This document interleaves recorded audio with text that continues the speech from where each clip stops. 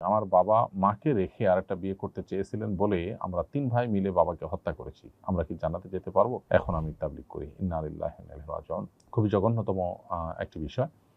মানুষ হত্যা করা জঘন্য কবিরা গুনাহ। আল্লাহর জমিনে সবচেয়ে ভয়াবহ অপরাধগুলোর মধ্যে থেকে অন্যতম শীর্ষে থাকা অপরাধ হলো মানুষ হত্যা করা।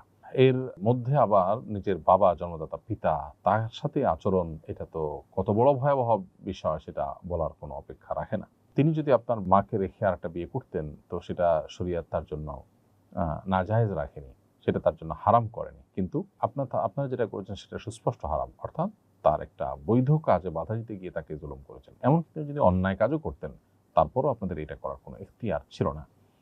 সুস্পষ্টভাবে এটা গুনাহ তখনও হতো। তো এই ভয়াবহ এবং এই জঘন্য অপরাধ থেকে আল্লাহর কাছে মৃত্যু অবধি কেঁদে কেঁদে কেঁদে কেঁদে তওবা করতে হবে, মাফ চাইতে হবে এবং বাবার জন্য আল্লাহর কাছে ইস্তিগফার করতে হবে, তার জন্য সাদাকা করতে হবে এবং কিয়ামতের ময়দানে তার কাছ থেকে ক্ষমা পাওয়াটা, এটা আপনাদের জন্য চ্যালেঞ্জিং ব্যাপার। সেজন্য তওবা হতে হবে, খুব খাঁটি অন্তরের তওবা। আশা করা যায় আল্লাহ তাআলা আপনাদেরকে মাফ করবেন। আমার চাচার ৫ মেয়ে, ঢাকায় তার একটা ৫ তলা বিল্ডিং আছে। তিনি সেই বিল্ডিং তার ৫ মেয়ের নামে উইল করে লিখে দিয়েছেন। এটা কি শরিয়া সম্মত বন্টন হয়েছে? সে সম্পদে কি আমাদের কোনো হক নেই?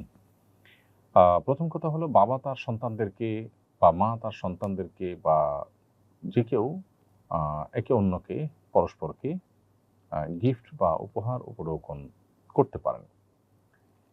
অতএব আপনার চাচা তিনি তার মেয়েদেরকে তার সম্পদের যে কোনো অংশ তিনি দান করতে পারেন, হেবা করতে পারেন, গিফট হিসাবে দিতে পারেন, সেটা তার রাইট আছে।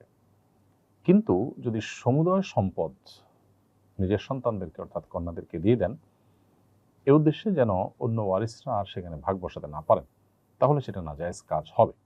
সেটা অবশ্যই অন্য ওয়ারিসদের হক নষ্ট করার শামিল হবে। আল্লাহ রাব্বুল আলামিন সম্পদ বন্টনের ক্ষেত্রে আমাদেরকে যে নির্দেশনা দিয়েছেন, সেই নির্দেশনা দেওয়ার পর বলেছেন ফারিজাতুম মিন আল্লাহ, আল্লাহ নির্ধারণ। অতএব কলা কৌশল করে বিভিন্নভাবে ছলে বলে এটাকে নিজেরা ভোগ করা বা অন্য ব্যক্তিদেরকে মাহরুম করার চেষ্টা করা, এটা ভুল। আল্লাহ বলেছেন লা তাদরুনা আইয়ুহুম আকরাবু লাকুম নাফআ। আমাদের ওয়ারিসদের মধ্যে আল্লাহ যাকে যেটা দিতে বলছেন আমরা দেবো, কারণ আমরা জানি না কে আমাদের কতটা উপকারে আসবে। আমরা আমাদের নিজস্ব চিন্তা ভাবনা থেকে কাউকে দিলাম আর কাউকে বঞ্চিত করলাম, এটা করা উচিত নয়।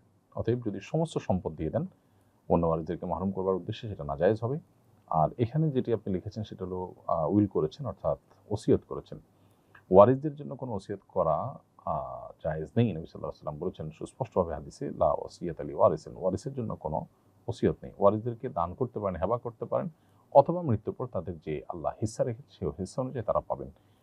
মেয়েরা যদি একা থাকেন তাহলে অর্ধেক সম্পদ পান, আর যদি একাধিক থাকেন তাহলে ৩ ভাগের ২ ভাগ সম্পদ মেয়েরা সমান হারে পান, যদি কোনো ছেলে না থাকে। অতএব আপনার চাচা যে ওসিয়ত করেছেন সে ওসিয়ত করা জায়েজ নয়। আর এমনিতে সাধারণ অবস্থাতে কোনো মানুষ যদি তার সমুদয় সম্পদ দান করার ওসিয়ত করে যান তো সেটা তার 1/3 সম্পদের মধ্যে কার্যকর হয়। টোটাল সম্পদের মধ্যে সাধারণ ওসিয়তও কার্যকর হয় না। বিধায় আপনার চাচা এই কাজ করে থাকলে তিনি অবশ্যই শরিয়া সম্মত কোনো কিছু করেননি। স্বামী প্রবাসে থাকে, স্বামীর কাজ পর্যন্ত স্ত্রীর একা সফর করে যেতে পারবেন কি না?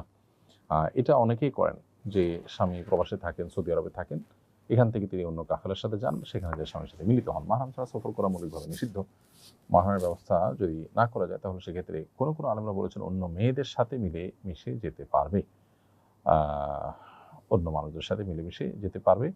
যেমন এয়ারপোর্ট পর্যন্ত মাহরাম রিসিভ করে মাহরাম পৌঁছায় দিলেন এবং অন্যান্য মাহরামদের সাথে তিনি, অন্য মহিলাদের সাথে তিনি গেলেন, যাতে করে কোনো অসুবিধা হলে সেই মহিলা তারা টেক কেয়ার করতে পারে এবং এয়ারপোর্ট থেকে স্বামী তাকে রিসিভ করলেন। এরকম করলে অনেক উলামা ইকরাম জায়েজ বলেছেন, যদিও বেশিরভাগ উলামা ইকরাম সাধারণভাবেই মাহরাম ছাড়া সফর করতে নিষেধ করেছেন, সেটা হজের সফরে হলেও।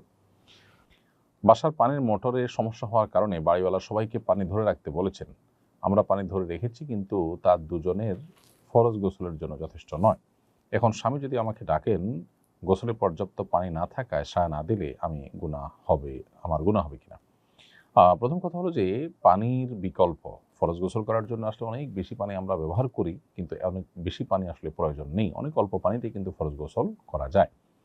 অতএব ফরজ গোসল করার জন্য আপনার কেনা পানি, একটা ২ লিটার ২.৫ লিটারের বোতল পানি দিয়েও কিন্তু গোসল করা সম্ভব। বিধায় স্বামী স্ত্রীর পারস্পরিক শারীরিক সম্পর্ক যেটি চরিত্র রক্ষা করবার জন্য প্রয়োজন, এবং স্বামীর ডাকে বিশেষ করে স্ত্রীর জন্য সাড়া দেওয়া আবশ্যক হয়ে যায়, স্বামীর পুততা পবিত্রতা এটাকে রক্ষা করবার ক্ষেত্রে সহযোগিতার প্রয়োজনে, সেই জন্য বিকল্প পানির ব্যবস্থা করে হলেও, এমনকি পানি যদি কোনো ব্যবস্থা না থাকে তাহলে সেক্ষেত্রে তায়াম্মুম করবে, তারপরেও সাড়া দিতে সচেষ্ট থাকা দরকার। নামাজের মাঝখানে যদি বাচ্চা যায় নামাজে পেশাব করে দেয় তাহলে কি নামাজ ভেঙে আবার নতুন করে পড়তে হবে কিনা? নামাজের জায়গা পবিত্র হওয়া জরুরি। জায়নামাজে যদি বাচ্চা পেশাব করে তাহলে সম্ভব হলে আপনি জায়নামাজ থেকে একটু পিছনে সরে যাবেন, ডানে সরে যাবেন, বামে সরে যাবেন, সরে সেখানে সালাত আদায় করবেন। আর কোনোভাবে যদি আপনি আশেপাশে একটু সরে গিয়ে একটু সামনে কিংবা একটু পেছনে বা ডানে বা বামে কেবলামুখীটা ঠিক রেখে যদি আপনি এদিক সেদিক সরে পেশাবের জায়গায় সিজদা করলেন না, সেখানে আপনার শরীরের কোনো অঙ্গ প্রত্যঙ্গ লাগলো না, আপনার নামাজের জায়গাটাকে আপনি পবিত্র রাখলেন, সেভাবে নামাজ পড়েন, তাহলে নামাজ আদায় হয়ে যাবে। সেক্ষেত্রে নামাজ ভেঙে তারপরে আপনাকে পুনরায় পবিত্র জায়গায় দাঁড়িয়ে নামাজ পড়ার বিষয়টা আবশ্যক নয়। বাচ্চাদের জন্য বানানো নূপুরে যদি দু একটা ঘুঙুর থাকে এবং হাঁটলে তার যদি হালকা আওয়াজ আসে, সেটা পড়ানো যায় হবে কিনা? মৌলিকভাবে বাজনাদার নূপুর, যে নূপুরের মধ্যে বাজনা আছে, বাদ্যযন্ত্র আছে, বাদ্যযন্ত্রের মতো আওয়াজ সৃষ্টি হয়, সেটা কিন্তু পড়া জায়েজ নয়। আর যদি এরকমটি না হয় তাহলে নূপুরের একাংশ অপরাংশ বাড়ি লেগে সামান্য আওয়াজ সৃষ্টি হলে তাতে অসুবিধা নেই। মা, মেয়ে, দাদি, নাতনি বা আপন বোনেরা স্নেহবশত একে অপরকে জড়িয়ে ধরে ঘুমানোর ব্যাপারে শরিয়ার বিধান কি? উভয়ের যদি স্বাভাবিক পোশাকে থাকেন তাহলে সেক্ষেত্রে কোনো অসুবিধা নেই। ফিতনার কোনো আশঙ্কা না থাকলে এবং হারামের কোনো লেশ না থাকলে মৌলিকভাবে এটাতে কোনো অসুবিধা নেই। আস-সুন্নাহ ফাউন্ডেশন, উম্মার স্বার্থে সুন্নাহর সাথে।